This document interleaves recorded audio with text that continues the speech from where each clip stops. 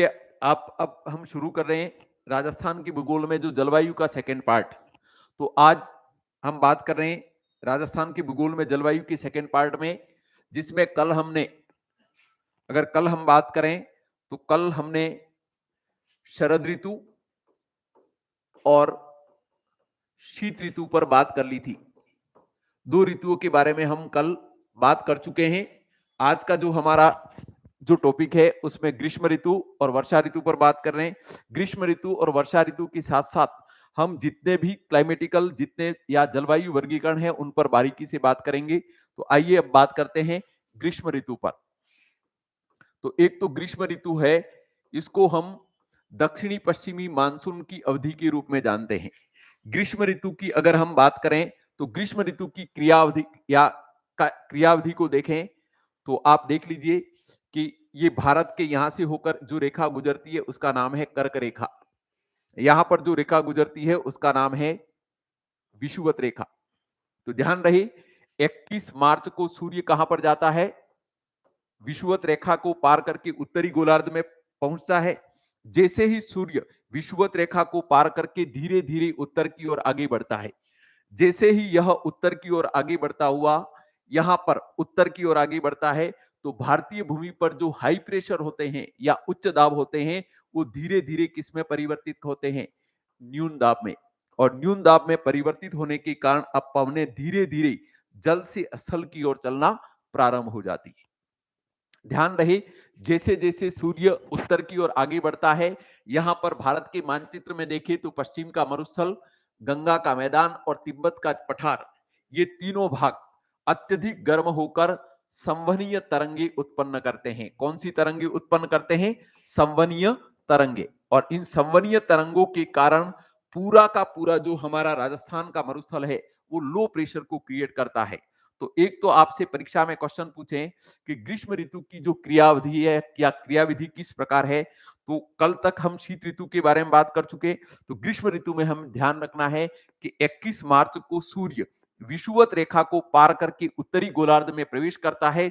जैसे जैसे सूर्य उत्तर की ओर बढ़ता है, पश्चिम का मरुस्थल, गंगा का मैदान और तिब्बत का पठार अत्यधिक सूर्यातप के कारण या सौर विकिरण के कारण धीरे धीरे न्यून दाब में परिवर्तित होकर पश्चिम का मरुस्थल, गंगा का मैदान एवं तिब्बत का पठार मिलकर मानसून गर्त की दशा का निर्माण करते हैं।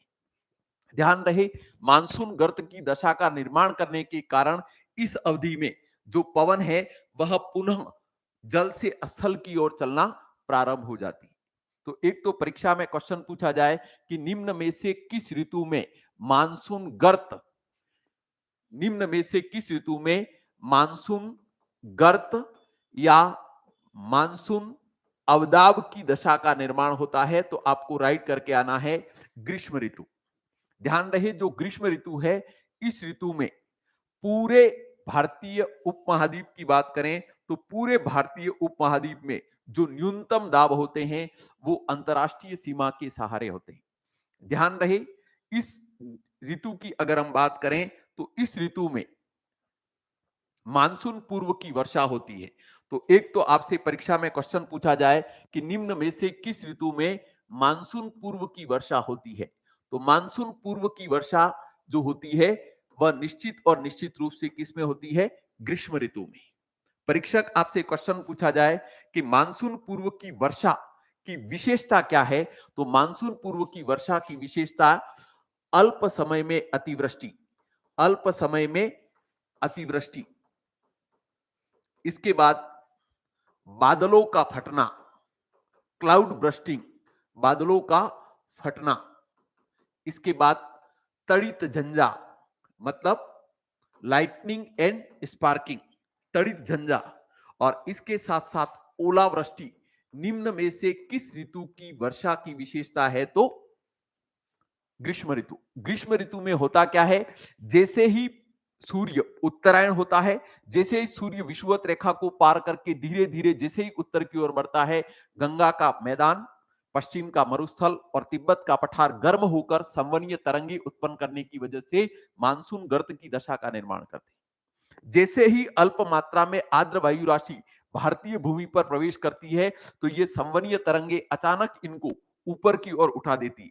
ध्यान रहे बादल का जो ऊपर वाला भाग होता है वो होता है ऋण धनायन और नीचे वाला भाग होता है ऋणायन। तो ये बादल जैसे ही नीचे आने का प्रयास करते हैं, संवहनीय तरंगे उसे पुनः ऊपर उठाने का प्रयास करती है और इस कारण बादलों के धन और ऋण आयन के टकराने की वजह से सर्वाधिक बिजली घटने या बिजली गिरने की घटनाएं भी अगर आप देखेंगे तो निश्चित रूप से किस ऋतु में होती है?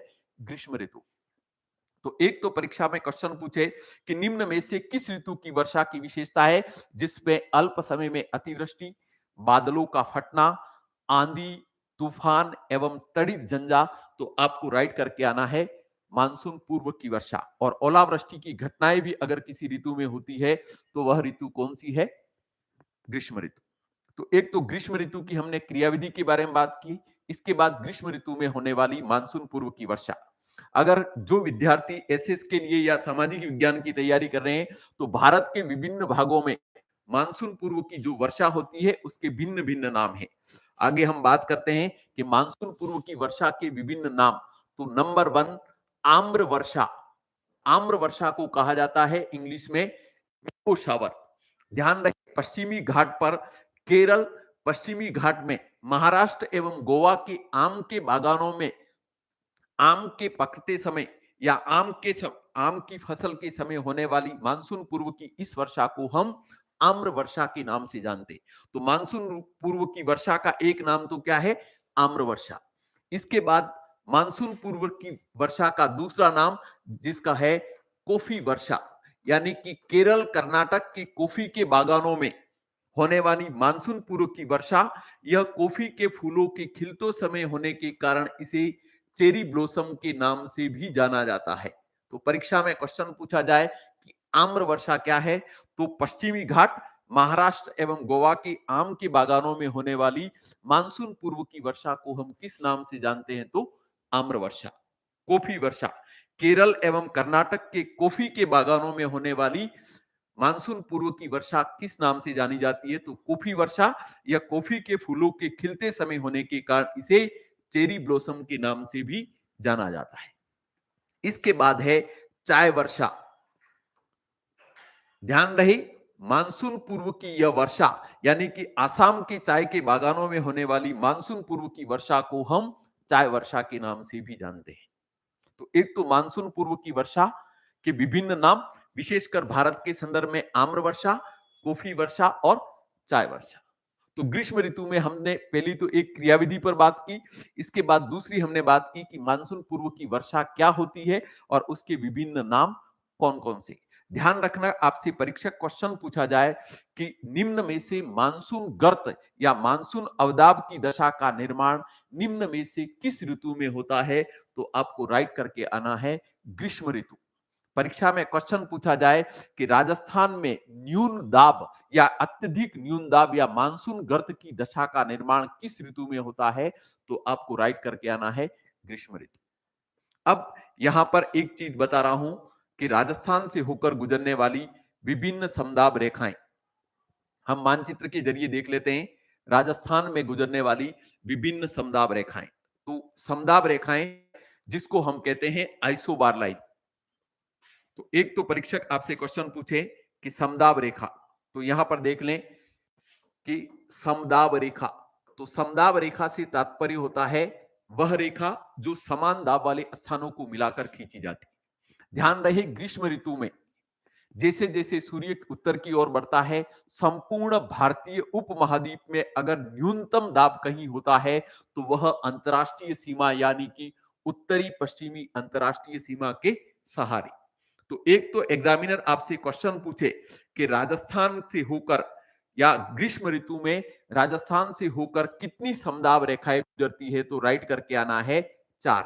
समदाब रेखाएं कितनी गुजरती है? तो 4, जिसमें समदाब रेखाओं का नंबर है 997 मिलीबार पहली, दूसरी 998 मिलीबार, तीसरी 999 मिलीबार और चौथी 1000 मिलीबार। तो एक तो परीक्षा क्वेश्चन आपसे पूछे कि राजस्थान से होकर ग्रीष्म ऋतु में कितनी समदाब रेखाएं या आइसोबार लाइन गुजरती है? तो राइट करके आना है 4 और नंबर 997 मिलीबार, 998 मिलीबार, 999 मिलीबार और 1000 मिलीबार। आपसे परीक्षक क्वेश्चन पूछे कि राजस्थान के किन जिलों से होकर 997 मिलीबार रेखा गुजरती है, तो 997 मिलीबार रेखा आपको दिख रही है। एक तो है जैसलमेर, एक बीकानेर और एक गंगानगर। अगर एग्जामिनर आपसे क्वेश्चन पूछे तो ये वाला भाग कौन सा है, जैसलमेर का, ये वाला भाग कौन सा है, बीकानेर का, और ये वाला भाग कौन सा है, गंगानगर। परीक्षा क्वेश्चन पूछे कि ग्रीष्म ऋतु में संपूर्ण भारत में न्यूनतम दाब कहां पर होता है, तो उत्तरी पश्चिमी अंतरराष्ट्रीय सीमा के सहारे कितना होता है, तो 997 मिलीबार। राजस्थान के किन जिलों से होकर यह समदाब रेखा गुजरती है, तो 3 जिलों के नाम याद रखने हैं, जैसलमेर, बीकानेर और गंगानगर। अब हम बात करते हैं 998 मिलीबार। तो 998 मिलीबार जो रेखा है वो राजस्थान में इस भाग से होकर गुजर रही। राजस्थान में 998 मिलीबार रेखा की अगर हम बात करें तो यह जैसलमेर, और जैसलमेर के नीचे कौन सा, बाड़मेर। बाड़मेर के बाद आ जाएगा जोधपुर, जोधपुर के बाद जोधपुर, इसके बाद नागौर, इसके बाद चूरू, ये वाला भाग चूरू, झुंझुनू और सीकर। तो एक तो आपसे परीक्षा में क्वेश्चन पूछा जाए कि 998 मिलीबार रेखा राजस्थान के कितने जिलों से गुजरती है, तो 6 जिलों से। पहला जैसलमेर के नीचे बाड़मेर, इसके बाद जोधपुर, इसके बाद नागौर, और शेखावटी के 3 जिलों के नाम है जिनका नाम है चूरू, झुंझुनू एवं सीकर। इसके बाद हम बात करते हैं 999 मिलीबार। ध्यान रहे 999 मिलीबार जो रेखा है यह जालोर से प्रारंभ होती है, जालोर से पाली, पाली से अजमेर, अजमेर से टोंक और टोंक से सवाई माधोपुर। तो यह रेखा कौन सी है, 999 मिलीबार। तो परीक्षक आपसे क्वेश्चन पूछे कि 999 मिलीबार समदाब रेखा राजस्थान के किन जिलों से होकर गुजरती है, तो पहले जिले का नाम क्या होगा, झालोर, दूसरे का नाम क्या होगा, पाली, तीसरा कौन सा, अजमेर, चौथा कौन सा, टोंक, और पांचवा कौन सा, सवाई माधोपुर। यानी कि 997 मिलीबार रेखा 3 जिलों से, 998 मिलीबार रेखा 6 जिलों से, जबकि 999 मिलीबार रेखा कितने जिलों से गुजरती है, 5। वापस रिपीट कर रहा हूं, 997 मिलीबार अंतरराष्ट्रीय सीमा के सहारे, जिसमें जैसलमेर, बीकानेर और गंगानगर। 998 मिलीबार बाड़मेर, जोधपुर, नागौर, चूरू, झुंझुनू और सीकर। जबकि 999 मिलीबार झालोर से प्रारंभ होती है, झालोर से पाली, पाली से टोंक, झालोर, पाली, टोंक, झालोर, पाली, अजमेर, टोंक और सवाई माधोपुर से होकर गुजरने वाली समदाब रेखा कौन सी है, तो 999 मिलीबार।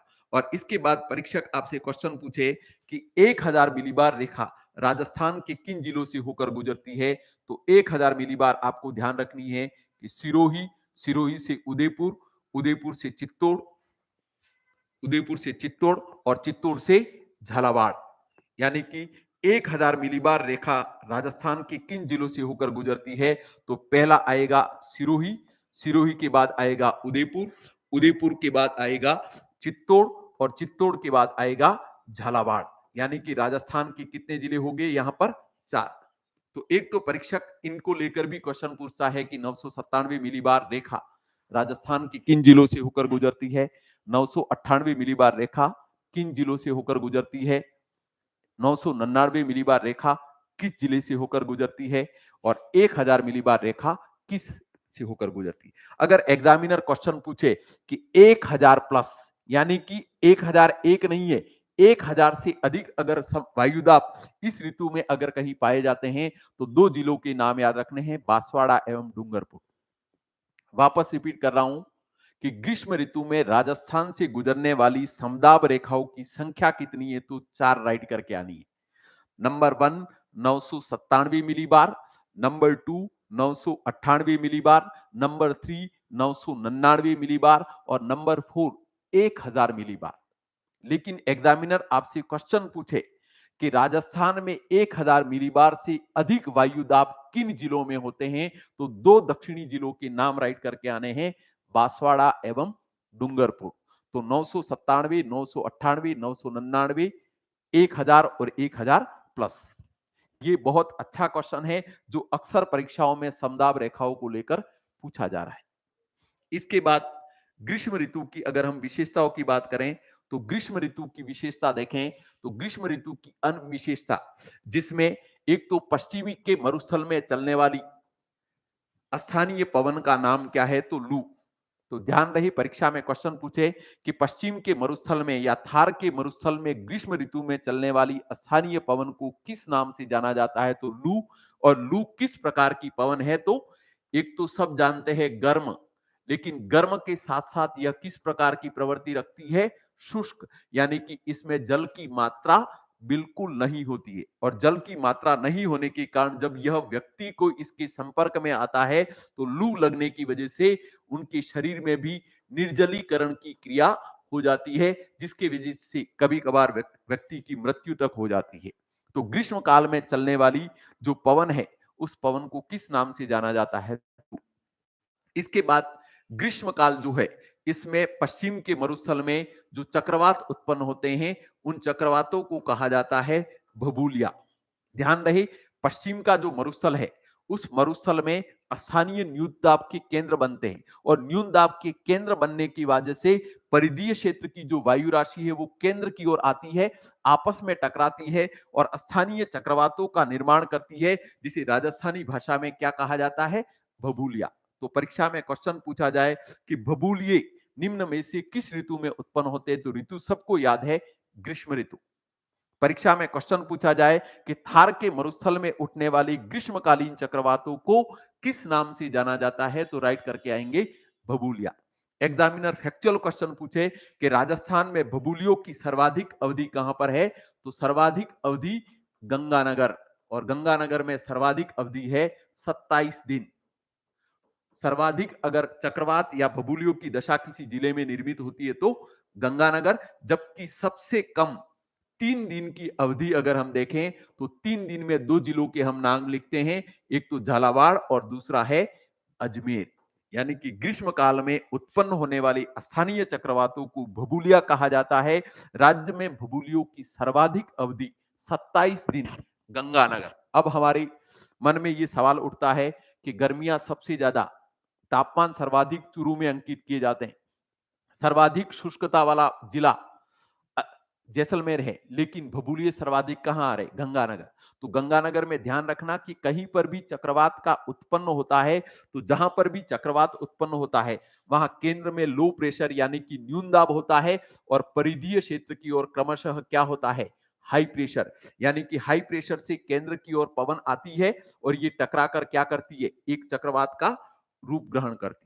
और इसलिए जैसलमेर अगर हम गंगानगर की बात करें तो गंगानगर में रेत या बालू के साथ साथ यहाँ पर कृषि क्षेत्र भी है, तो कृषि क्षेत्र वाला जो भाग है वहां पर हाई प्रेशर होता है, जबकि जहां पर मरुस्थलीय भाग होता है या रेतीला भाग होता है वहां पर सौर विकिरण के कारण तापमान में बढ़ोतरी हो जाती है और न्यून दाब के स्थानीय केंद्र बनते हैं। अतः भभूलियों की सर्वाधिक अवधि या सर्वाधिक फ्रीक्वेंसी किसी जिले में पाई जाती है तो वो किस जिले में पाई जाती है गंगानगर।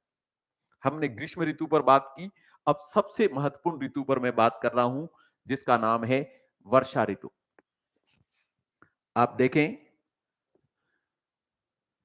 वर्षा ऋतु पर बात कर रहा हूं, वर्षा ऋतु ठीक है।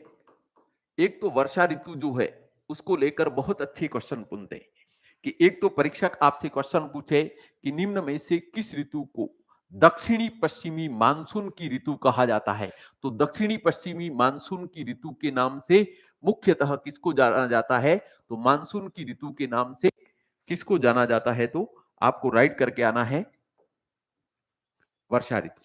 अब वर्षा ऋतु में दक्षिणी पश्चिमी मानसून कैसे आता है इसको मैं आपको विश्व के संदर्भ में सुनाता हूं या समझाता हूं। आप देख लीजिए ये भारत का मानचित्र है, यहां पर कर्क रेखा है और यहां पर विषुवत रेखा है। अब क्या होता है कि 21 जून को सूर्य कहां पर आ चुका है कर्क रेखा पर।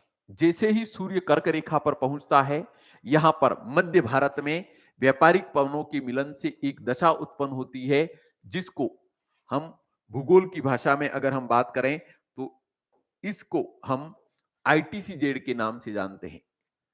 बात करें हम तो इसको हम ये वाला जो है यहां पर जो दशा बनती है उसका नाम है ITCZ। अब बहुत सारे ऐसे भूगोल के विद्यार्थी हैं जिनको ITCZ क्या है उसके बारे में पता नहीं। तो अब यहां पर मैं ध्यान आप एक बार थोड़ा ढंग से देख लें कि यहां पर मैं विश्व का ग्लोब बना रहा हूं। यहां पर 5 डिग्री उत्तर से 5 डिग्री दक्षिण, जिसको हम विषुवत रेखी न्यूनदाब पेटी कहते हैं। यहां पर 30 डिग्री से 35 डिग्री अक्षांश, जिसको हम कहते हैं उपोष्ण उच्च दाब पेटी, और यहां पर 30 डिग्री से 35 डिग्री अक्षांश के मध्य, इसी को भी हम कहते हैं उपोष्ण उच्च वायुदाब पेटी। तो ये विषुवत रेखी न्यून वायुदाब पेटी में की ओर चलने वाली पवन, ये उत्तर की गोलार्ध में कहलाती है उत्तरी पूर्वी व्यापारिक पवन, जबकि दक्षिणी गोलार्ध में यही पवन कहलाती है दक्षिणी पूर्वी व्यापारिक पवन। अब होता क्या है कि जब दोनों व्यापारिक पवन विषुवत रेखा पर मिलती है तब तो ये बनाती है ITCZ। लेकिन जैसे ही सूर्य कर्क रेखा पर आता है तो कर्क रेखा के समीप जो व्यापारिक पवनों के मिलन से जो दशा बनती है उसको NITCZ कहा जाता है। यानी कि NITCZ के तात्पर्य 21 जून को सूर्य का कर्क रेखा पर सीधा चमकना, जिसकी वजह से यहां पर व्यापारिक पवनों के मिलन से अंतरा उष्ण कटिबंधीय अभिसरण क्षेत्र का निर्माण होता है, जिसे हम NITCZ की दशा के नाम से जाना जाता है। तो परीक्षक आपसे एग्जामिनर ये भी क्वेश्चन पूछ सकता है कि मध्य भारत में उत्तरी अंतरा उष्ण कटिबंधीय अभिसरण क्षेत्र का निर्माण किस अवधि में होता है? तो जून माह में 21 जून के आसपास की जो अवधि होती है उसमें मध्य भारत में अंतरा उष्ण कटिबंधीय अभिसरण क्षेत्र निर्मित होता है। ध्यान रहे, अब यहां पर जो पवन है तो दक्षिणी गोलार्ध में प्रवाहित होने वाली दक्षिणी पूर्वी व्यापारिक पवन जो है वह न्यून दाब को प्राप्त करने के लिए विषुवत रेखा की ओर आती है। जैसे ही विषुवत रेखा की ओर आती है, पृथ्वी के घूर्णन से उत्पन्न कोरोलियस बल के प्रभाव में ये दाईं और विक्षेपित होकर दक्षिणी पश्चिमी मानसून का रूप ग्रहण कर लेती है। तो परीक्षक आपसे पूछे कि वर्षा ऋतु के बारे में कि निम्न में से किस ऋतु को मानसून की ऋतु कहा जाता है, तो आपको राइट करके आना है वर्षा ऋतु। अब परीक्षक आपसे क्वेश्चन पूछे कि दक्षिणी पश्चिमी मानसून ग्लोब पर प्रवाहित होने वाली या पृथ्वी पर प्रवाहित होने वाली निम्न में से किन पवनों का परिवर्तित रूप है, तो यहां पर जो मैं क्रियाविधि बता रहा हूं उसको ध्यान से सुनना, उत्तर इसी में से मिलेगा। होता क्या है, 21 जून को सूर्य कर्क रेखा पर आता है और कर्क रेखा पर आने के कारण मध्य भारत में या कर्क रेखा के समीप उत्तरी अंतरा उष्ण कटिबंधीय अभिसरण क्षेत्र का निर्माण होता है। उत्तरी अंतरा उष्ण कटिबंधीय अभिसरण क्षेत्र के निर्माण के कारण दक्षिणी गोलार्ध में प्रवाहित होने वाली ये वाली पवन दक्षिणी पूर्वी व्यापारिक पवन है, वह न्यून दाब को प्राप्त करने के लिए विषुवत रेखा तक आती है। जैसे ही उसको पता चलता है कि इससे भी ज्यादा न्यून दाब कहां है, मध्य भारत में, तो जैसे ही यह विषुवत रेखा को पार करती है, पृथ्वी के घूर्णन से उत्पन्न कोरोलियस बल के कारण ये दाईं और विक्षेपित होकर किस पवन का रूप ग्रहण कर लेती है, दक्षिणी पश्चिमी मानसून का। अर्थात आपसे परीक्षा में क्वेश्चन पूछा जाए कि निम्न में से भारतीय मानसून या दक्षिणी पश्चिमी मानसून किन पवनों का परिवर्तित रूप है, तो आपको राइट करके आना है दक्षिणी पूर्वी व्यापारिक पवन। यानी कि भारतीय मानसून जो है वो दक्षिणी पूर्वी व्यापारिक पवनों का परिवर्तित रूप है।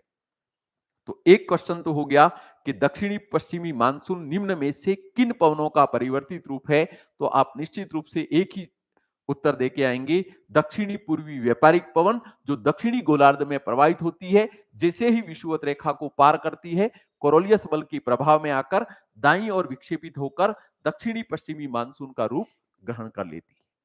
इसके बाद नेक्स्ट बात कर रहा हूं मानसून का अग्रसरण, यानी कि फॉरवर्डिंग ऑफ मानसून। मानसून किस प्रकार आगे बढ़ता है, तो मानसून का अग्रसरण जो है उसको भी हम भारत के मानचित्र के संबंध में ही समझेंगे। ध्यान रखना, ये रीट की परीक्षा में पहले पूछा हुआ प्रश्न भी है। ये भारत का मानचित्र, तो भारत में जो मानसून आता है, अगर हम मानसून को देखें तो सर्वप्रथम मानसून जो है वो 25 मई, और 25 मई को जो आता है उसका नाम है अंडमान निकोबार। तो परीक्षा में एक तो भारत के संदर्भ में क्वेश्चन पूछा जाए कि भारत में मानसून का सर्वप्रथम प्रवेश किस तिथि को होता है, तो 25 मई अंडमान निकोबार। और इसके बाद यह दूसरा भाग तारीख याद रखनी है 1 जून, और 1 जून को भारतीय मुख्य भूमि कहें, केरल के तट पर भारतीय मानसून का प्रवेश होता है। और इसके बाद यहां 15 जून मध्य भारत या राजस्थान, जबकि 15 जुलाई संपूर्ण भारत या राजस्थान की उत्तरी पश्चिमी अंतरराष्ट्रीय सीमा। तो जो नया टॉपिक मैंने बताया है कि मानसून का अग्रसरण, केवल आप लोगों को 4 तारीखें याद रखनी है। 25 मई अंडमान निकोबार, 1 जून भारत की मुख्य भूमि या केरल का तट, 15 जून मध्य भारत या राजस्थान। एग्जामिनर आपसे क्वेश्चन पूछे कि राजस्थान में मानसून के प्रवेश की तिथि है, तो 15 जून। परीक्षक आपसे क्वेश्चन पूछे कि संपूर्ण राजस्थान या संपूर्ण भारत में मानसून के 15 जुलाई उत्तरी पश्चिमी अंतरराष्ट्रीय सीमा। ये 4 तारीखें जो है वो मानसून के अग्रसरण से संबंधित है। इसके बाद हम आगे बात करते हैं कि मानसून की शाखाएं। बहुत अच्छे क्वेश्चन इससे निकल कर आते हैं। मानसून की शाखाएं, तो भारतीय मानसून है, उसको हम 2 शाखाओं में विभक्त कर देते हैं। एक नंबर 1 अरब सागरीय शाखा, पहली शाखा कौन सी? अरब सागरीय शाखा। और दूसरी शाखा जो आती है उसका नाम है बंगाल की खाड़ी की शाखा। पहली शाखा अरब सागरीय शाखा और दूसरी है बंगाल की खाड़ी की शाखा। अब बंगाल की खाड़ी की शाखा, सागरीय मानसून शाखा राजस्थान में किस प्रकार प्रवेश करती है उसके बारे में मैं बात कर रहा हूं। एक तो भारतीय मानसून को कितनी शाखाओं में विभक्त किया गया है, तो 2। नंबर 1 अरब सागरीय मानसून शाखा और नंबर 2 बंगाल की खाड़ी की शाखा। अब आइए हम इसको मानचित्र के माध्यम से या भारत के मानचित्र के माध्यम से मैं आपको समझा रहा हूं इस प्रकार भारतीय मानसून की शाखाएं प्रवेश करती है। तो पहले बात कर रहा हूं अरब सागरीय मानसून शाखा। तो अरब सागरीय मानसून शाखा जो है, या अरब सागरीय मानसून की शाखा की बात करें तो अरब सागरीय मानसून की पहली शाखा इस पश्चिमी घाट से टकराती है। इस पहली शाखा से हमें कोई लेना देना नहीं है क्योंकि अभी हम केवल राजस्थान की बात करें। अरब सागरीय मानसून की दूसरी शाखा यहाँ नर्मदा और ताप्ती की घाटी में प्रवेश करके अमरकंटक मध्य प्रदेश तक पहुंचती है। इसकी भी बात हम जब भारत का मानसून पढ़ेंगे तब करेंगे। लेकिन अब जो महत्वपूर्ण है तीसरी शाखा, उस पर बात कर रहा हूं। ये तो होगी पहली शाखा, ये दूसरी शाखा। अब बात कर रहा हूं तीसरी शाखा। तो यहां पर हमारे राजस्थान की ज्योग्राफी या राजस्थान की मानसून संबंधी क्वेश्चन बनते हैं। तो एक तो अरब सागरीय मानसून की तीसरी शाखा, और अरब सागरीय मानसून की तीसरी शाखा जो है वह कच्छ के रण और खंबात की खाड़ी से प्रवेश करती है। जैसे जैसे उत्तर की ओर बढ़ती है तो माही नदी की घाटी और साबरमती नदी की घाटी के सहारे ये उत्तर की ओर बढ़ती है। और सर्वप्रथम राजस्थान के किसी जिले में मानसून का प्रवेश होता है तो वह कौन सा जिला है? बांसवाड़ा। तो एक तो परीक्षा में आपसे क्वेश्चन पूछे कि भारतीय मानसून की कौन सी शाखा या अरब सागरीय मानसून की कौन सी शाखा राजस्थान में प्रवेश करती है, तो तीसरी शाखा। यह शाखा माही नदी की घाटी एवं साबरमती नदी की घाटी के सहारे सहारे उत्तर की ओर बढ़ती है और सर्वप्रथम राजस्थान में मानसून का प्रवेश होता है तो जिले का नाम है बांसवाड़ा। ध्यान रहे, जैसे ही यह मानसून की शाखा प्रवेश करती है और प्रवेश करते ही यह माउंट आबू वाला या अरावली पर्वतमाला है वो तो क्या हो जाती है इसके समानांतर। लेकिन माउंट आबू का जो हिस्सा है वो इसके लंबवत होने के कारण इससे लगभग 150 सेंटीमीटर वर्षा प्राप्त करता है।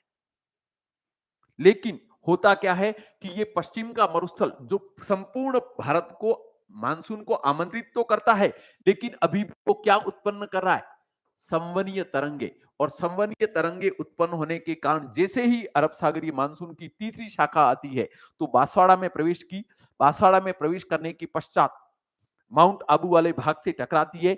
जहां लगभग 150 सेंटीमीटर के आसपास वर्षा करती है। लेकिन पश्चिम के मरुस्थल से उठने वाली संवहनीय तरंगे इस मानसून की शाखा को ऊपर उठा देती है, अरावली अपने कंधों पर बिठा के राजस्थान को पार करा देती है, और इसलिए अरावली पर्वतमाला की समानांतर होने तथा पश्चिम के मरुस्थल से उठने वाली संवहनीय तरंगों के कारण अरब सागरीय मानसून की शाखा से राज्य की वर्षा का मात्र केवल और केवल 10% प्राप्त होता है। यानी कि राज्य की वर्षा का केवल 10% भाग ही अगर किसी शाखा से प्राप्त होता है तो वो कौन सी है?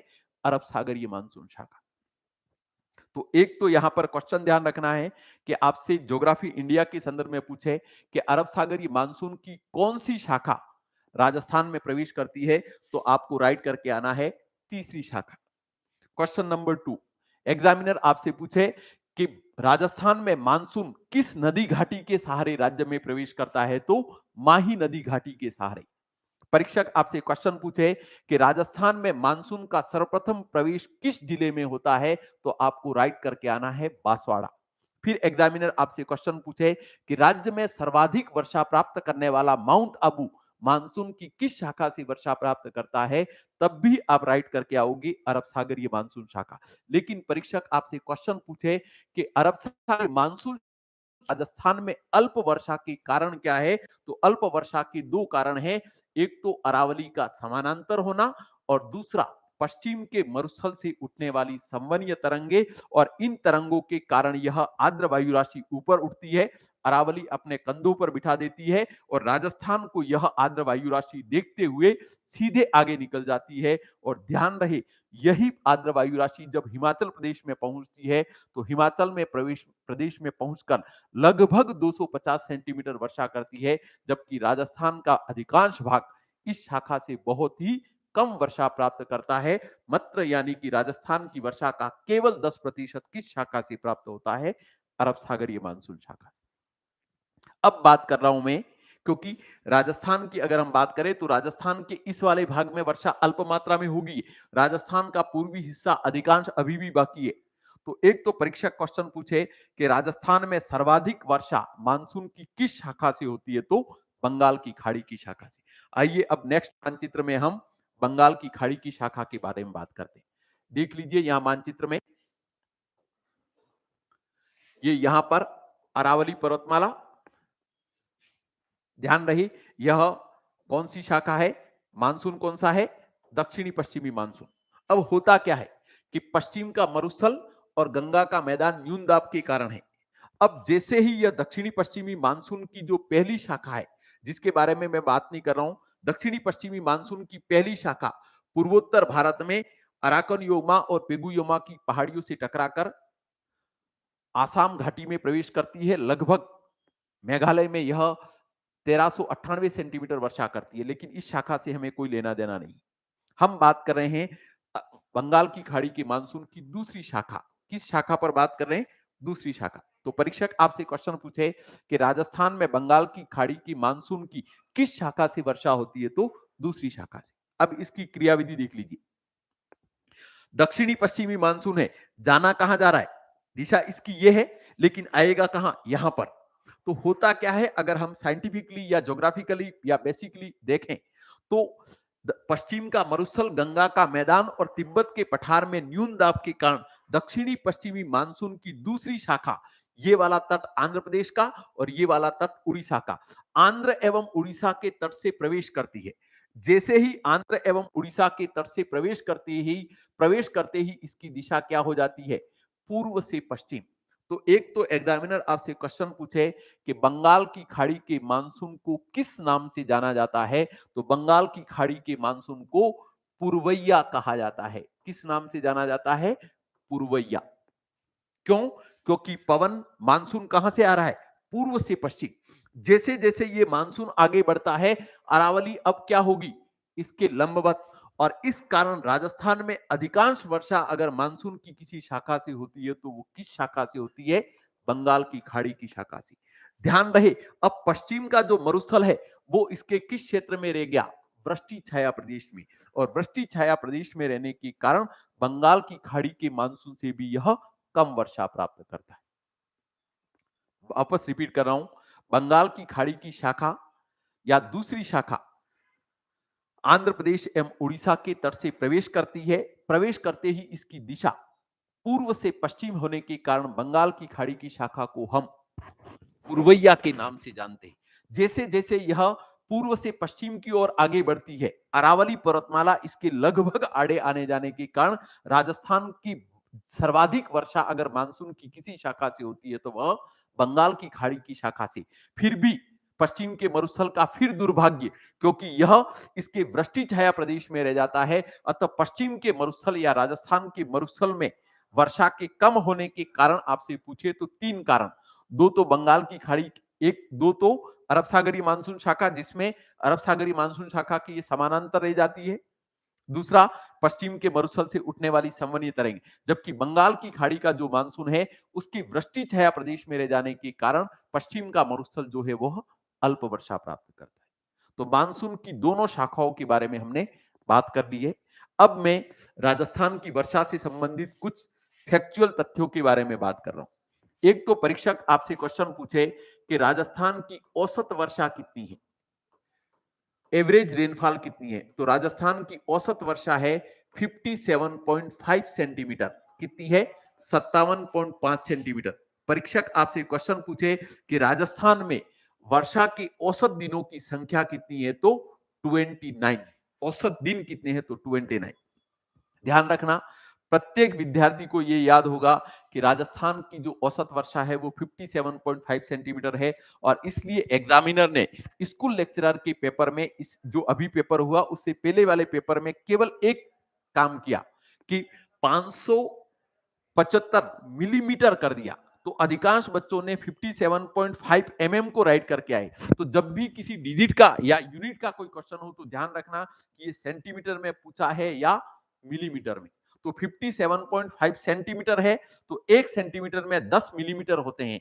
तो अगर हम इसको मिलीमीटर में अभिव्यक्त करेंगे तो कितना राइट करके आना है, 575 मिलीमीटर। सिंपल सी सावधानी, अगर आप सावधानी नहीं रखेंगे तो परीक्षा में यह सिंपल सी प्रश्न भी गलत होगी।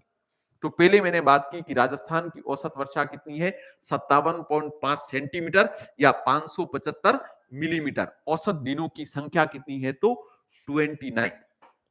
अब परीक्षा में क्वेश्चन पूछे कि राजस्थान में सर्वाधिक वर्षा वाला स्थान कौन सा है, तो माउंट आबू।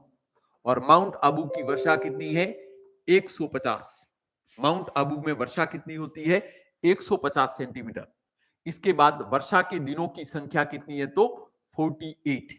माउंट आबू सर्वाधिक वर्षा वाला स्थान और दिनों की संख्या कितनी है, 48। वर्षा कितनी है, 150। परीक्षक आपसे क्वेश्चन पूछे कि राज्य में सर्वाधिक वर्षा वाला जिला कौन सा है, तो आपको राइट करके आना है झालावाड़। वर्षा कितनी है, 120 सेंटीमीटर। और दिनों की संख्या पूछी तो कितनी राइट करके आनी है, 40। परीक्षक आपसे क्वेश्चन पूछे कि राज्य में न्यूनतम वर्षा वाला जिला, तो न्यूनतम वर्षा वाला जिला है जैसलमेर। और वर्षा कितनी है, मात्र 10 सेंटीमीटर। और दिनों की संख्या पूछे तो 5 से 10, मतलब एवरेज रेनफॉल यहां पर कितने दिन की अवधि के लिए होती है, तो 5 to 10। जबकि राज्य में न्यूनतम वर्षा या भारत में न्यूनतम वर्षा वाला स्थान पूछे तो रामगढ़ जैसलमेर। और रामगढ़ जैसलमेर में औसतन वर्षा केवल कितनी है, 5 सेंटीमीटर। तो एक तो आपको वर्षा संबंधी विभिन्न फैक्चुअल क्वेश्चन पूछे कि राजस्थान की औसत वर्षा 57.5 सेंटीमीटर।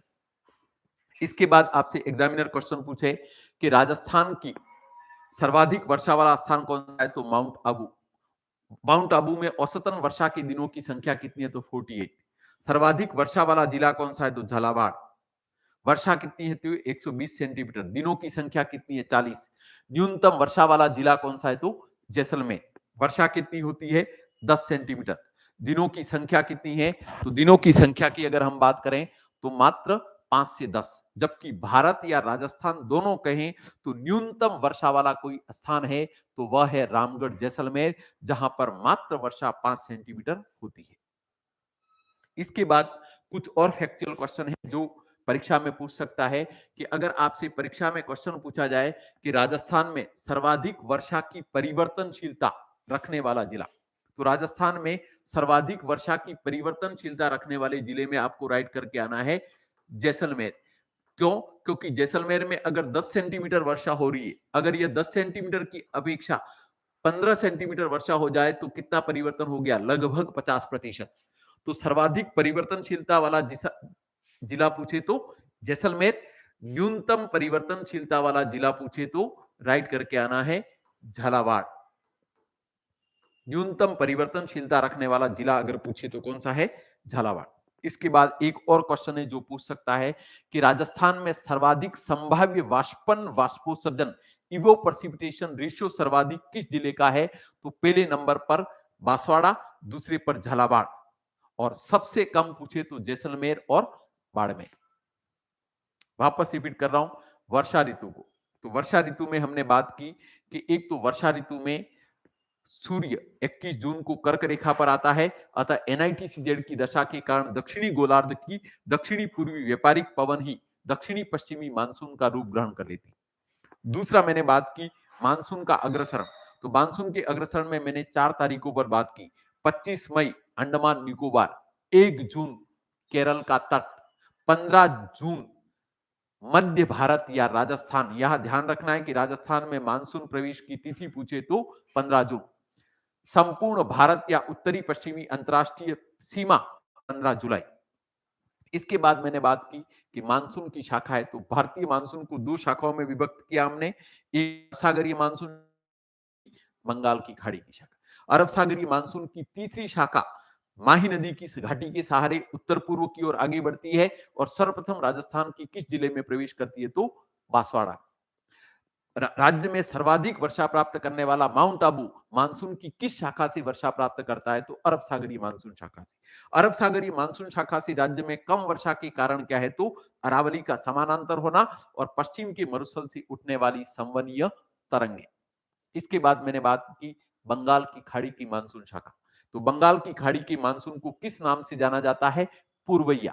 बंगाल की खाड़ी की मानसून से राजस्थान में सर्वाधिक वर्षा होती है। पश्चिम का मरुस्थल इसकी वृष्टि छाया प्रदेश में होने के कारण अल्प वर्षा प्राप्त करता है। सारे फैक्ट के बारे में बात कर ली। अब मैं महत्वपूर्ण टॉपिक या जो हमारा महत्वपूर्ण टॉपिक है जिसके बारे में अक्सर परीक्षाओं में प्रश्न पूछे जा रहे हैं उस पर बात कर रहा हूं, राजस्थान का जलवायु वर्गीकरण। आइए बात करते हैं राजस्थान का जलवायु वर्गीकरण। देखें राजस्थान का जलवायु वर्गीकरण। तो जलवायु वर्गीकरण, अगर किसी भी क्षेत्र में जलवायु का निर्धारण होता है तो जलवायु के कारक जिसमें तापमान है, वर्षा है, आर्द्रता है, वनस्पति है, विभिन्न आधारों पर जलवायु का निर्धारण होता है। तो एक तो परीक्षा में क्वेश्चन पूछा जाए कि राजस्थान को कितने जलवायु प्रदेशों में विभक्त कर रखा है? तो 5। राजस्थान में जलवायु प्रदेशों की संख्या पूछे तो 5। नंबर 1 शुष्क जलवायु प्रदेश। पहला कौन सा है? शुष्क जलवायु प्रदेश। नंबर 2 अर्धशुष्क सेमी एरिड जलवायु प्रदेश। नंबर 3 उपाद्र जलवायु प्रदेश। नंबर 4 आर्द्र जलवायु प्रदेश। और नंबर 5 अति आर्द्र जलवायु प्रदेश। एक तो परीक्षक आपसे सिंपल सा क्वेश्चन पूछे कि राजस्थान को कितने जलवायु प्रदेशों में विभक्त कर रखा है? तो 5। एक तो शुष्क जलवायु प्रदेश, दूसरा अर्धशुष्क जलवायु प्रदेश, तीसरा उपाद्र जलवायु प्रदेश, चौथा आर्द्र जलवायु प्रदेश और पांचवा अति आर्द्र प्रकार की जल। यानी कि राजस्थान में एक तरफ तो वर्षा होती है 5 सेंटीमीटर रामगढ़ जैसलमेर में, दूसरी तरफ 150 सेंटीमीटर वर्षा होती है माउंट आबू। यानी कि राजस्थान में अत्यधिक शुष्क से लगाकर अति आर्द्र प्रकार की जलवायु पाई जाती। राजस्थान के इन पांचों जलवायु प्रदेश की बात करें तो राजस्थान में 25 सेंटीमीटर समवर्षा रेखा से कम वर्षा वाला जो भाग है, जहां पर वर्षा 25 सेंटीमीटर से भी कम होती है लेकिन तापमान लगभग 40 डिग्री के आसपास होने के कारण यहां पर वातावरण में वर्ष भर शुष्कता पाई जाने के कारण इस जलवायु प्रदेश को हम शुष्क जलवायु प्रदेश के नाम से जानते हैं। और इसके अंतर्गत अगर हम शुष्क जलवायु प्रदेश की अगर हम बात करें तो यहाँ पर विशेषकर राजस्थान की बात करें तो बाड़मेर है, बीकानेर है, गंगानगर है, चूरू है और जैसलमेर। तो राजस्थान में शुष्क जलवायु कहाँ कहाँ पर पाई जाती है, इसका एरिया पूछा जाए तो बाड़मेर, बीकानेर, जैसलमेर, चूरू और सीकर वाला जो एरिया है, चूरू और सॉरी गंगानगर वाला जो एरिया है, जहां पर तापमान उच्च होते हैं और वर्षा की मात्रा 25 सेंटीमीटर के आसपास पाए जाने के कारण यहां पर शुष्क जलवायु पाई जाती है।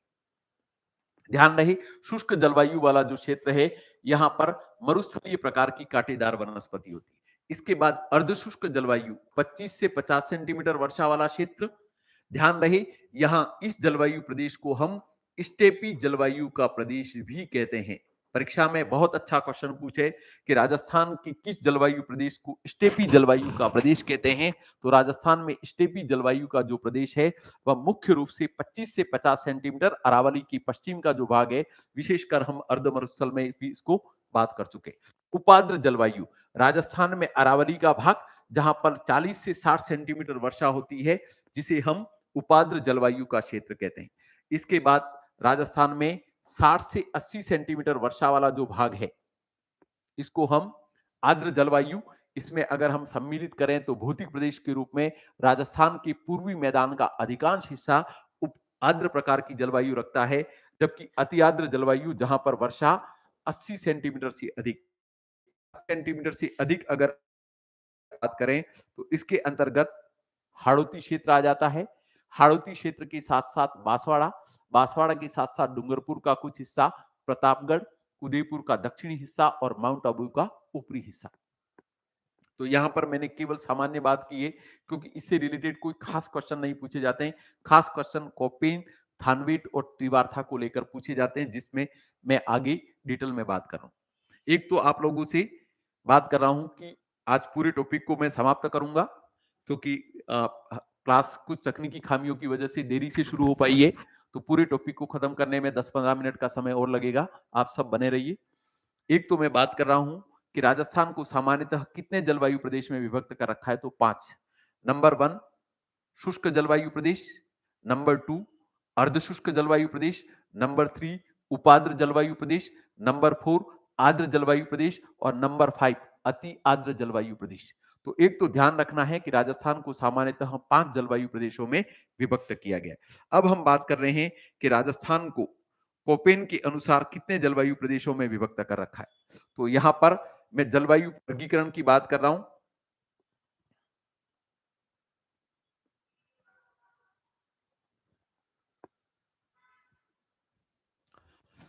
पहले बात कर रहा हूं कोपेन, कोपेन का जलवायु वर्गीकरण।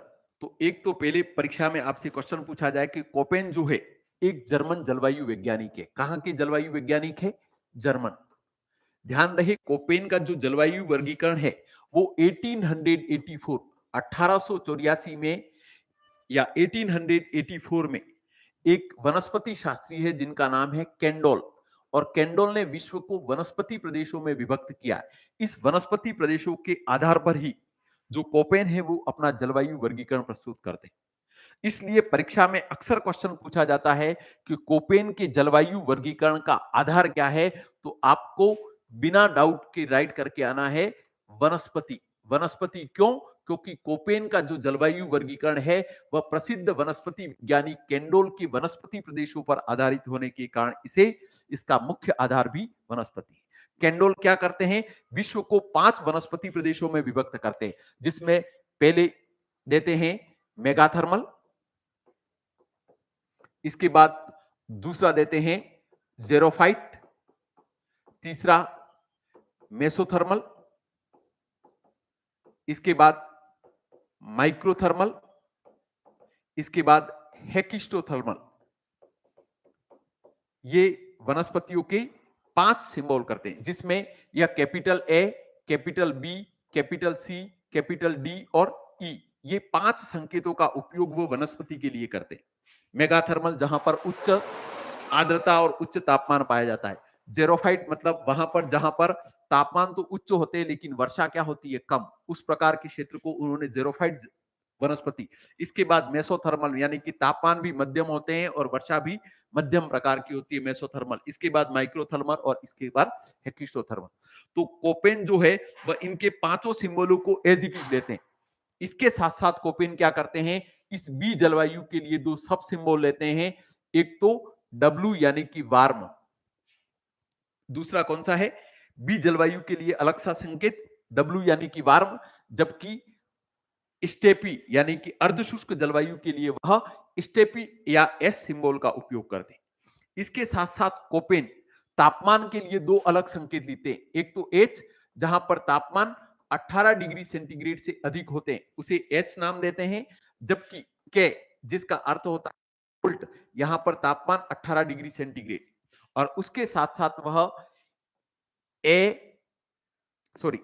इसके साथ साथ वह वर्षा के लिए जिन संकेतों का उपयोग करते हैं, वर्षा के लिए जो संकेत है उसमें आप देख लीजिए कि वर्षा के लिए इनके द्वारा जो संकेत आते हैं, जिसमें एक तो एफ फॉर एवर रेनफॉल, इसके बाद W winter without rain, S summer without rain और एम मानसूनी जलवायु। तो यहां पर रिपीट कर रहा हूं, तो एक तो कोपेन जर्मन जलवायु वैज्ञानिक, इनके जलवायु वर्गीकरण का आधार क्या है, वनस्पति। इन्होंने अपना जलवायु वर्गीकरण प्रसिद्ध वनस्पति वैज्ञानिक और प्रसिद्ध वनस्पति वैज्ञानिक का जो नाम है वह है कैंडोल, और कैंडोल के वर्गीकरण को ध्यान में रखकर ही इन्होंने अपना वर्गीकरण प्रस्तुत किया। कारण परीक्षा क्वेश्चन पूछे कि कोपेन ने जलवायु प्रदेशों का निर्धारण किस आधार पर किया है, तो इन्होंने जलवायु प्रदेशों का जो निर्धारण किया है कि ये शुष्क होगा, ये अर्धशुष्क होगा, जिसमें पहला तो उन्होंने लिया है तापमान और दूसरा लिया है आर्द्रता। पहला कौन सा है, तापमान, और दूसरा अगर हम देखें तो आर्द्रता। तो इस कोपेन के जलवायु वर्गीकरण में जो जो सिंबल आ रहे हैं उन सिंबलों के बारे में मैं बात करता हूं कि किस प्रकार के सिंबलों का इन्होंने उपयोग किया है। आगे अब बात कर रहे हैं, देख लीजिए यहां पर कि कोपेन अपने जलवायु वर्गीकरण में एक तो लेते हैं कैपिटल बी, इसके बाद एस, एच और डब्ल्यू। दूसरा इनके द्वारा सिंबल लिया जाता है बी डब्ल्यू एच डब्ल्यू। तीसरा सिंबल लिया जाता है सी डब्ल्यू जी और तीसरा सिंबल लिया जाता है ए डब्ल्यू। तो वापस रिपीट कर रहा हूं कि कोपेन का जो जलवायु वर्गीकरण है उसका मुख्य आधार वनस्पति, जबकि कोपेन ने जलवायु प्रदेशों का निर्धारण तापमान एवं वर्षा या आर्द्रता के आधार पर करते हुए चार संकेत राजस्थान की जलवायु में काम आते हैं। BSHW यानी कि अर्धशुष्क जलवायु, किस प्रकार की जलवायु है, अर्धशुष्क जलवायु, जबकि BWHW किस प्रकार की जलवायु है, शुष्क प्रकार की जलवायु, जबकि CWG है उपाद्र प्रकार की मैदानी जलवायु, जबकि FW जो है वह सवाना प्रकार की जलवायु। तो एक तो परीक्षा में पूछा जाए कि कोपेन ने शुष्क जलवायु के लिए कौन सा संकेत लिया है, तो बी। तो बी का मीनिंग तो हो गया शुष्क, एस का मीनिंग हो गया स्टेपी, एच का मतलब हो गया हाई टेम्परेचर, और ये जो डब्ल्यू लिखा उसका मीनिंग होता है विंटर विदाउट रेन। इसके बाद यहां पर अर्धशुष्क जलवायु का क्षेत्र हो गया। ध्यान रहे अर्धशुष्क जलवायु यानी कि राजस्थान में 25 से 50 सेंटीमीटर वर्षा वाला भाग जो हमने मरुस्थल में लिखा था, वो सारा का सारा क्षेत्र किस प्रकार की जलवायु रखता है, अर्धशुष्क जलवायु, और इसी को इन्होंने स्टेपी जलवायु के नाम से भी संबोधित किया। दूसरा सिंबल बी, तो बी के लिए इन्होंने यहां पर भी शुष्क लिया, यहां पर भी शुष्क, लेकिन यहां पर तापमान उच्च होने के कारण इसे डब्ल्यू वार्म, यहां पर एच का वही मीनिंग हाई टेम्परेचर और यहां पर डब्ल्यू का वही मीनिंग विंटर विदाउट रेन। यानी कि इस प्रकार की जलवायु जहां पर तापमान बहुत ज्यादा होते हैं, सर्दियों में वर्षा नहीं होती है, उस प्रकार की जलवायु को शुष्क जलवायु कहते हैं। और शुष्क जलवायु के अंतर्गत भी वही पूरा कि जैसलमेर बाड़मेर का उत्तरी भाग, जोधपुर का पश्चिमी भाग और बीकानेर का दक्षिणी पश्चिमी भाग जो है वह इनके अनुसार BWHW। जबकि CWG, सी का अर्थ होता है मध्य तापीय जलवायु, न तो उच्चतम तापमान है न ही कम वर्षा है, यहां पर विंटर विदाउट रेन। और गंगा के मैदान के लिए उनके द्वारा जो सिंबल लिया है जिसका नाम है जी, तो अक्सर परीक्षा में पूछा जाता है कि CWG राजस्थान के पूर्वी मैदान।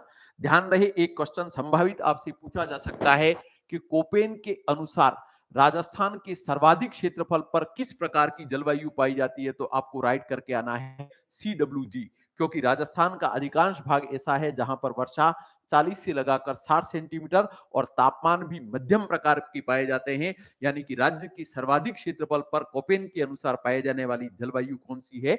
CWG। और इसके बाद AW, ए का अर्थ होता है उच्च तापमान और उच्च वर्षा, और डब्ल्यू का अर्थ होता है विंटर विदाउट रन। ध्यान रहे, विश्व में इस प्रकार की जलवायु को हम क्या कहते हैं? सवाना तुल्य जलवायु। इसको लेकर एरिया भी पूछा जाता है। अगर आपसे परीक्षा में क्वेश्चन पूछा जाए कि राजस्थान में सवाना तुल्य जलवायु कहां कहां पर पाई जाती है, तो सवाना तुल्य जलवायु की अगर हम बात करें तो सवाना तुल्य जलवायु बांसवाड़ा, प्रतापगढ़, झालावाड़, उदयपुर का दक्षिणी हिस्सा और माउंट आबू का ऊपरी हिस्सा किस प्रकार की जलवायु रखता है? तो सवाना तुल्य जलवायु। वापस रिपीट कर रहा हूं, कोपेन में केवल 4 लाइनों में आपको उत्तर देने। पहला क्वेश्चन पूछा कि कोपेन के जलवायु वर्गीकरण का आधार क्या है? तो वनस्पति राइट कर क्या होगी। दूसरा क्वेश्चन पूछे कि कोपेन ने अपने जलवायु प्रदेशों का निर्धारण किस आधार पर किया है? तो 2 आधार, एक तापमान और दूसरा वर्षा। तीसरा क्वेश्चन आपसे पूछे कि कोपेन ने के जलवायु वर्गीकरण का BWHW सिंबल किसके लिए है? तो शुष्क जलवायु के लिए। BSHW किसके लिए है? तो अर्धशुष्क जलवायु के लिए। CWG पूर्वी मैदान में शीतोष्ण या उपोष्ण जलवायु के लिए। ध्यान रखना, राजस्थान की सर्वाधिक क्षेत्रफल पर इसी प्रकार की जलवायु पाई जाती है। और इसके बाद AW सवाना तुल्य जलवायु के लिए पाई जाती है। तो होप करता हूं कि जलवायु वर्गीकरण के प्रश्नों के बारे में आपको पता चला होगा। अब की बात कर रहा हूं जिसमें हम बात करते हैं थानवेट। देख लीजिए थानवेट। अब थानवेट और कोपेन में मैं यहां पर आपको अंतर करते हुए बता रहा हूं। नेक्स्ट जलवायु वर्गीकरण किसका है? थानवेट। ध्यान रहे, कोपेन जर्मन जलवायु वैज्ञानिक था, तो थानवेट अमेरिकन जलवायु वैज्ञानिक है। कहां का है? अमेरिकन जलवायु वैज्ञानिक। ध्यान रहे, थानवेट जो है अमेरिकन जलवायु वैज्ञानिक है। इसने जलवायु वर्गीकरण के 3 आधार दिए। पहला प्राथमिक आधार, प्राइमरी। दूसरा द्वितीयक आधार। तीसरा तृतीयक आधार। यानी कि प्राथमिक आधार, द्वितीयक आधार और तृतीयक आधार। प्राथमिक आधार में उन्होंने जो चीज ली है उसका नाम है आर्द्रता सूचकांक। पहला उनका प्राथमिक आधार कौन सा है? आर्द्रता सूचकांक। जबकि द्वितीयक आधार है तापीय दक्षता, थर्मल एफिशिएंसी। और तृतीयक आधार है वर्षा।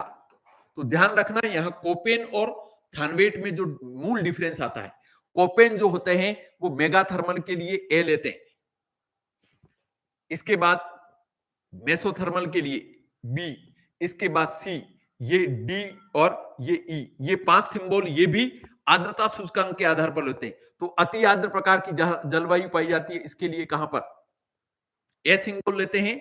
बी जो है वह आर्द्र प्रकार की जलवायु के लिए, सी उपाद्र जलवायु के लिए, डी अर्ध शुष्क के लिए और ई शुष्क जलवायु के लिए। तो इनके द्वारा भी A B C D E 5 symbol लिए गए। लेकिन ध्यान रखना कि कोपेन बी जलवायु को शुष्क जलवायु कहते हैं, जबकि इन्होंने शुष्क और अर्ध शुष्क दोनों के लिए अलग अलग संकेत दिए। इसके बाद वो तापीय दक्षता के आधार पर A dash, B dash, C dash, D dash, E dash और एफ डैश, ये 5 संकेत लेते हैं। और वर्षा के आधार पर ये आर, जहां कोपेन एफ लेते हैं तो वो एफ की जगह आर रेन फॉरएवर करते हैं। यहां पर W same winter without rain, S summer without rain. लेकिन जहां वर्षा नहीं होती है उसके लिए वो संकेत कौन सा लेते हैं? डी। तो एक तो थानवेट अमेरिकन जलवायु वैज्ञानिक, इनके जलवायु वर्गीकरण का प्राथमिक आधार आर्द्रता सूचकांक, द्वितीयक आधार तापीय दक्षता सूचकांक और तृतीयक आधार पूछे तो कौन सा है? वर्षा। यहां थानवेट के सिंबल की अगर हम बात करें तो थानवेट जो सिंबल लेते हैं, जिसमें थानवेट के द्वारा जो सिंबल लिया जा रहा है, जिसमें पहला सिंबल लेते हैं ई, ए डैश और डी। दूसरा इनके द्वारा सिंबल लिया जाता है डी, ए डैश, डब्ल्यू। तीसरा सिंबल इनके द्वारा लिया जाता है डी, बी डैश, डब्ल्यू। जबकि तीसरा सिंबल इनके द्वारा, चौथा सिंबल लिया जाता है सी, ए डैश, डब्ल्यू। कितने सिंबल लिए? 4। कोपेन के कौन कौन से थे? वापस रिपीट कर रहा हूं यहां पर। एक तो था बी डब्ल्यू एच डब्ल्यू, दूसरा था BSHW, तीसरा था CWG, चौथा था AW। तो एक तो आपसे परीक्षा में क्वेश्चन पूछे कि कोपेन ने शुष्क जलवायु के लिए कौन सा सिंबल लिया है, तो E। यहां पर तापमान उच्च है और डी, तो शुष्क जलवायु प्रदेश के लिए कोपेन का सिंबल, थानवेट का सिंबल है EAD, जबकि थानवेट ने कौन सा लिया था, बी। यहां कोपेन ने शुष्क और अर्धशुष्क दोनों के लिए बी कैपिटल लिया है, तो यहां इन्होंने अर्धशुष्क के लिए कौन सा लिया है, डी लिया है। तो EAD शुष्क जलवायु के लिए, DAW ये है अर्धशुष्क जलवायु का सिंबल है। ध्यान रहे, यह घग्गर बेसिन का जो भाग है वह है तो अर्धशुष्क का, लेकिन यहां पर अभी भी आर्द्रता तो कम ही है, लेकिन यहां पर तापमान जो है वो इस अर्धशुष्क भाग से थोड़े कम होने हैं, और यहां पर भी सर्दियों में वर्षा नहीं होती है। तो बहुत अच्छा क्वेश्चन आपसे परीक्षा में क्वेश्चन पूछा जाए कि DB-W या DB-W जलवायु किस प्रकार के क्षेत्र में, तो घग्गर बेसिन के लिए थानवेट के द्वारा लिया गया यह महत्वपूर्ण सिंबल है, जिसको आपको याद रख करके ही जाना है कि DB-W किसके लिए है, और इसके बाद है CA-W। तो परीक्षा में आपसे क्वेश्चन पूछा जाए कि राजस्थान में दक्षिणी एवं दक्षिणी पूर्वी राजस्थान के लिए थानवेट के द्वारा कौन सा सिंबल लिया गया है, तो थानवेट ने दक्षिणी एवं दक्षिणी पूर्वी राजस्थान के लिए जो सिंबल लिया है वह CA-W है, जबकि राजस्थान में इसी के लिए कोपेन के द्वारा जो सिंबल लिया वो कौन है, AW। यहां पर वापस रिपीट कर रहा हूं कि कोपेन के अनुसार सर्वाधिक जलवायु किस प्रकार की पाई जाती है, तो CWG। लेकिन एग्जामिनर आपसे क्वेश्चन पूछे कि राजस्थान के अधिकांश भाग पर थानवेट के अनुसार किस प्रकार की जलवायु पाई जाती है, तो अर्धशुष्क। थानवेट ने कहा है कि राजस्थान के अधिकांश भाग पर किस प्रकार की जलवायु पाई जाती है, अर्धशुष्क। तो पहले कोपेन और दूसरा थानवेट, दोनों को वापस कंपेरेटिव बता रहा हूं, बहुत सरल है। कोपेन जर्मन जलवायु वैज्ञानिक, जलवायु वर्गीकरण का मुख्य आधार वनस्पति। कोपेन ने जलवायु प्रदेशों का निर्धारण तापमान और आर्द्रता के आधार पर, सिंबल कितने, 4, BWSW, BSHW, CWG और AW। BWSW शुष्क मरुस्थल के लिए, BSHW स्टेपी जलवायु या अर्धशुष्क मरुस्थल के लिए, CWG पूर्वी मैदान और अधिकांश अर्धशुष्क भाग है उसके लिए उन्होंने CWG सिंबल का उपयोग किया है। और इसके बाद AW दक्षिणी और दक्षिणी पूर्वी राजस्थान पूछे तो भी, या सवाना तुल्य जलवायु पूछे तो भी कोपेन का यही सिंबल राइट करके आना। इसके बाद थानवेट, थानवेट अमेरिकन जलवायु वैज्ञानिक है। इन्होंने जलवायु वर्गीकरण के 3 आधार दिए, प्राथमिक आधार, द्वितीयक आधार और तृतीयक आधार। प्राथमिक आधार में है आर्द्रता सूचकांक, द्वितीयक आधार है तापीय दक्षता सूचकांक और तृतीयक आधार है वर्षा। तो ध्यान रखना कि इन्होंने इनके अनुसार पहला सिंबल लिया है E capital, A capital, dash और D किसके लिए, शुष्क मरुस्थल के लिए, जबकि अर्धशुष्क के लिए D, A डैश और W। राजस्थान की सर्वाधिक क्षेत्रफल पर किस प्रकार की वायु जलवायु थानवेट के अनुसार है, तो DA-W। ध्यान रखना घग्गर बेसिन के लिए उन्होंने D, B और W, जबकि दक्षिणी एवं दक्षिणी पूर्वी राजस्थान के द्वारा इनके द्वारा जो सिंबल लिया गया है जिसका नाम है CA- और W। तो आपको ये अच्छे से ध्यान रखना है। इसके बाद लास्ट है जिनका नाम है त्रिवार्था। लास्ट जलवायु वर्गीकरण की बात कर रहा हूं, बिल्कुल सिंपल सी, जिसमें हम बात करें त्रिवार्था। तो त्रिवार्था में कोई खास याद रखने की जरूरत नहीं है। त्रिवार्था में केवल इतना याद रखना है कि त्रिवार्था का जलवायु वर्गीकरण निम्न में से किस भूगोलवेत्ता की या किस जलवायु वैज्ञानिक की जलवायु वर्गीकरण पर आधारित है, तो त्रिवार्था का जो जलवायु वर्गीकरण है वह कोपेन के जलवायु वर्गीकरण पर ही आधारित है। ध्यान रखना कि कोपेन ने जलवायु वर्गीकरण में केवल 2 चीजें ली थी। एक तो पहला चीज ली थी तापमान, तो दूसरा लिया था आर्द्रता। दूसरा क्या लिया था, आर्द्रता। यहां पर थानवेट ने के साथ साथ त्रिवार्था ने उसमें जो चीजें जोड़ी है, जिसमें तीसरे पर उन्होंने वर्षा लिया, इसके बाद उसने चौथा लिया वनस्पति,